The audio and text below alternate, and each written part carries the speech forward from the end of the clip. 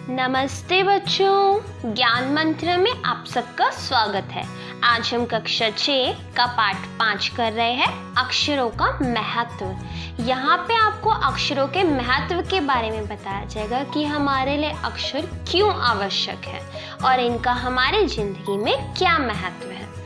अक्षरों की कहानी, यह पुस्तक अक्षरों से बनी है। आप देख सकते हो पुस्तक पूरी ही अक्षरों से ही बनी है।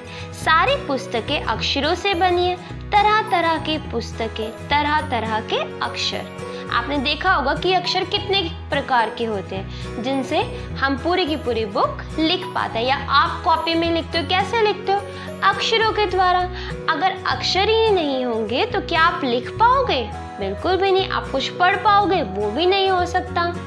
दुनिया में अब तक करोड़ों पुस्तकें छप चुकी हैं। हजारों पुस्तकें रोज छपती है।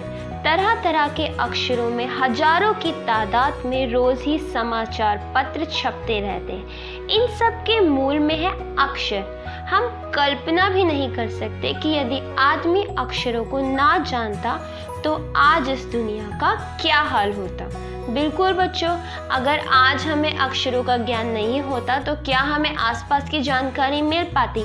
आप ये बुक्स पढ़ पाते? आप न्यूज़पेपर पढ़ पाते? आप कुछ जान पाते? बिल्कुल भी नहीं। कोई कह सकता है कि हम अक्षरों को अनादि काल से जानते हैं? अक्षरों का ज्ञान हमें किसी ईश्वर से मिला है। पुराने जमाने में लोग सचमुच ही सोचते थे कि अक्षरों की खोज ईश्वर ने की है, पर आज हम जानते हैं कि अक्षरों की खोज किसी ईश्वर ने नहीं बल्कि स्वयं आदमी ने की है। अब तो हम यह भी जानते हैं कि किन अक्षरों की खोज किस समय हुई। अब आप सबको पता है, हम सब अपनी बुक्स को, इतिहास की बुक्स को पढ़ के जान लेते हैं कि कब किन अक्षरों की खोज किस देश में हुई। आपको इसकी जानकारी है। और ये भी जानकारी कैसे हुई? अक्षरों के ज्ञान से। अक्षरों के द्वारा ही तो आपको पता चला ना। हमारी यह धरती लगभग 5 अरब साल पुरानी है। 2-3 अरब साल तक इस धरती पर किसी प्रकार के जीव जंतु नहीं थे। फिर करोड़ों साल तक केवल जानवरों और वनस्पतियों का ही इस धरती पर राज्य रहा। आदमी ने इस धरती पर कोई 5 लाख साल पहले जन्म लिया। धीरे धीरे उसका विकास हुआ। अब हमारी धरती कैसी थी? शुरू में कुछ भी नहीं था हमारी धरती पे। ये सारा इतिहास हमें कैसे पता चला? ये हमारे साइंटिस्टों ने खोज निकाला और ये हमें पता चला अक्षरों के ज्ञान से, जब हमने बुक्स पढ़ी। बिल्कुल ना, इसी चीज़ से तो हम ये चीज़ें जान पा रहे हैं। कोई 10,000 साल पहले आदमी ने गाँवों को बसाना शुरू किया। अब हमारे गाँव बसने शुरू हुए थे 10,000 साल पहले से। ये भी हमें इन्हीं अक्षरों के द्वारा बुक्स पढ़ के हम तो जान पा रहे हैं। वह खेती करने लगा। वह पत्थरों के औजारों का इस्तेमाल करता था। वो क्या करता था? खेती करता था और पत्थर के औजार बनाया करता था। फिर उसने तांबे और कांसे के भी औजार बनाए। प्रागैतिहासिक मानव ने सबसे पहले चित्रों के जरिए अपने भाव व्यक्त किए। अब जो ये प्रागैतिहासिक मानव वह है इतिहास के समय से पहले का मानव। क्योंकि हमें इतिहास हमारा कब से स्टार्ट होता है? जब से हमें लिखा हुआ मिलने लग गया है ना, जब से हमें इतिहास की जानकारी हुई, जब से इंसान को पढ़ना लिखना आया, ठीक है, तभी से हमारा इतिहास स्टार्ट हुआ। और प्रागैतिहासिक काल इतिहास के मिलने के पहले के समय को कहा जाता है, जिसकी जानकारी अभी जो हमारे रिसर्चर होते हैं जमीन खोद कर निकालते हैं, है ना। जमीन खोद के बर्तन निकालने के पहले ज़माने के इस प्रकार के बर्तनों का यूज़ करते थे, इस तरीके से रहते थे, जो हमें अंदाजे से हम लोग चीज़ों को खोद कर या ऐसे पहचान करके निकालते हैं। ये प्रागैतिहासिक समय था जिसकी लिखित में हमें जानकारी नहीं मिलती, क्योंकि उस समय के मानव को अक्षरों का ज्ञान नहीं था। प्रागैतिहासिक मानव ने सबसे पहले चित्रों के जरिए अपने भाव व्यक्त किए। सबसे पहले मानव ने क्या किया? चित्रों के जरिए अपने भावों को दिखाना शुरू किया। उसे शुरू में बोलना नहीं आता, वो सिर्फ चित्र बनाता था, जैसे पशुओं, पक्षियों, आदमियों आदि के चित्र। इन चित्र संकेतों से बाद में भाव संकेत अस्तित्व में है। जैसे एक छोटे वृत्त के चहु और किरणों की धोतक रेखाएं खींचने पर वह सूर्य का चित्र बन जाता था। अब चहु और मतलब उसके चारों ओर किरणों की रेखाएं खींचने से वो क्या बन जाता था? सूर्य का चित्र। बाद में यही चित्र ताप या धूप का द्योतक बना। बाद में इसी से हम ताप का अंदाजा लगाते थे और धूप का पता लगाते थे। इस तरह अनेक भाव संकेत अस्तित्व में है। इस तरह आदमी ने धीरे धीरे चित्र बना बना के अपनी बात कहनी शुरू की। तब जाकर काफी बाद में आदमी ने अक्षरों की खोज की। उसके बहुत टाइम बाद अक्षरों की खोज हुई थी। अक्षरों की खोज के सिलसिले को शुरू हुए मुश्किल से 6000 साल हुए। मतलब हमें अक्षर कब से मिले बच्चा? 6000 साल से, तभी से अक्षरों की खोज स्टार्ट हुई है। केवल 6000 साल। अभी आपने पढ़ा था कि 10,000 साल पहले आदमी ने गांव बसाने शुरू किए थे, मतलब तब भी उसे अक्षरों का ज्ञान नहीं था, है ना। अक्षरों का ज्ञान 6000 साल पहले से स्टार्ट हो रहा है।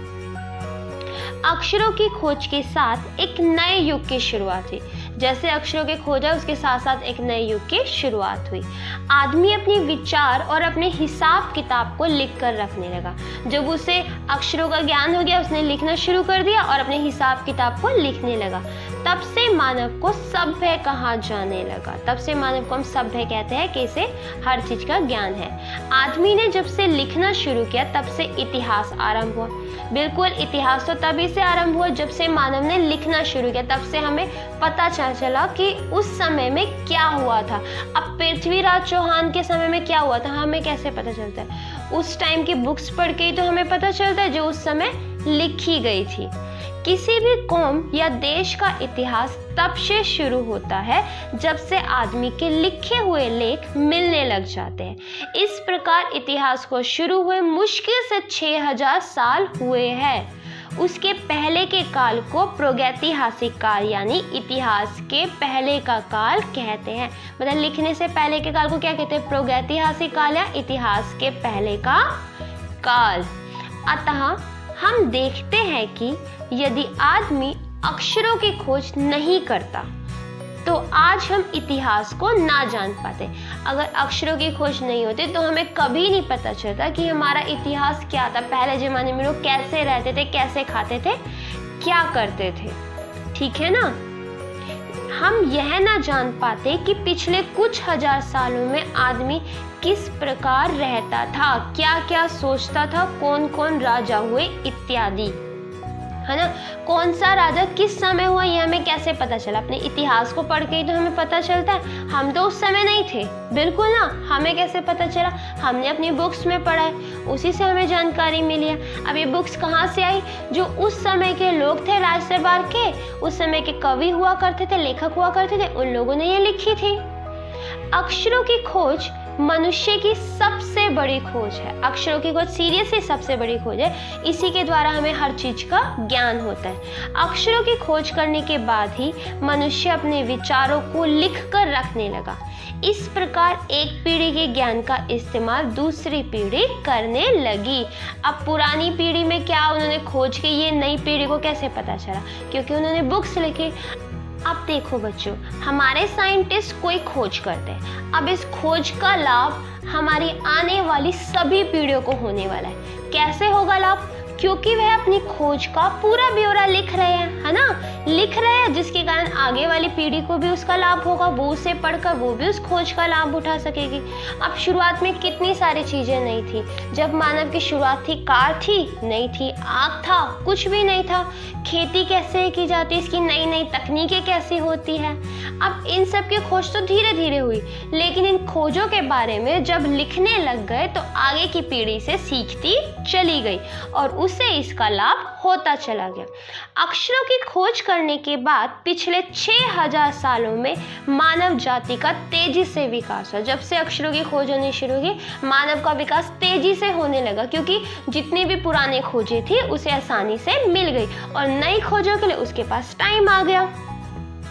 यह महत्व है अक्षरों का और उनसे बनी लिपियों का। अतः हम सबको अक्षरों की कहानी मालूम होनी चाहिए। हम सबको ये अक्षरों की कहानी पता होनी चाहिए। आज जिन अक्षरों को हम पढ़ते या लिखते हैं वह कब बनाए गए, कहाँ बने, और किसने बनाए यह जानना जरूरी है भी।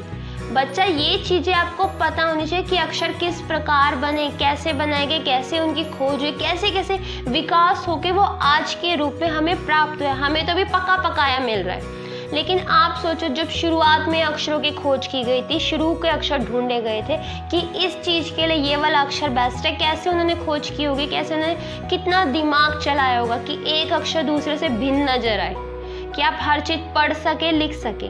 कितनी मुश्किलें आई होगी, आपको इसकी जानकारी होना बहुत ज़रूरी है। अब ऊपर आप देखिए, ये मध्य अमेरिका के ओजिब्वा आदिवासियों के चित्र आपको दिए गए हैं। हमारे भी टाइम में, पहले के टाइम में ऐसे ही लोग चित्र बना के अपने भाव प्रकट करते थे। दाईं ओर से बाईं ओर को क्रमशः तूफान का देवता जो सारे आकाश को घेरता है, पहले तूफान का देवता दिखा रखा है जो सारे आकाश को घेर रहा है। नगाड़ा, पंखों से सुशोभित नगाड़ा, द्रोण का कोवा और दवा खाने में आदमी, इस प्रकार के चित्रों के द्वारा आदिवासी लोग अपनी बात पहले कहा करते थे। जो हमारा प्रागैतिहासिक मानव था वो भी शुरुआत में चित्रों के द्वारा अपने भाव प्रकट करता था। तो ये था हमारा चैप्टर अक्षरों का महत्व। उम्मीद है आप सबको समझ आ गया होगा। अभी भी कोई डाउट है तो आप लोग पूछ सकते हैं।